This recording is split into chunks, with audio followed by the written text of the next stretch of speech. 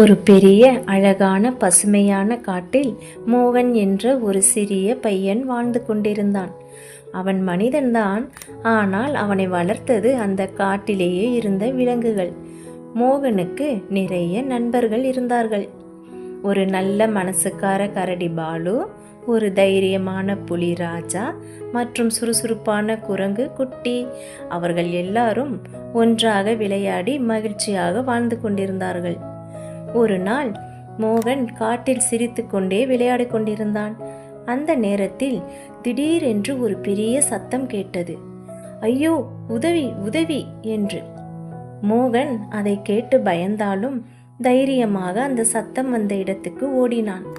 அங்கே பார்த்தால் ஒரு சிறிய மான்குட்டி ஒரு கண்ணியில் சிக்கி பயந்து நடுங்கிக் கொண்டிருந்தது.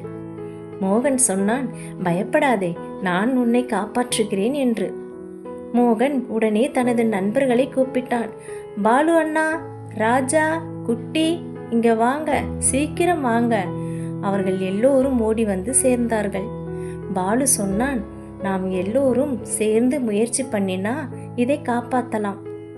குட்டி குரங்கு விரைவாக மரத்தில் ஏறி கண்ணியின் கயிறை தளர்த்த ஆரம்பித்தது. ராஜா புலி அந்த கண்ணியை கவனமாக பிடித்து வைத்தான்.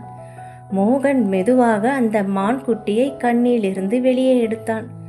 அந்த மான்குட்டி மிகவும் மகிழ்ச்சியுடன் சொன்னது, நன்றி நண்பர்களே, நான் ரொம்ப பயந்துட்டேன்.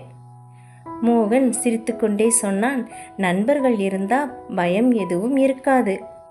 அந்த நாள் முதல் அந்த காட்டில் எல்லா விலங்குகளும் ஒன்றாக இருந்து ஒருவருக்கொருவர் உதவி செய்தார்கள்.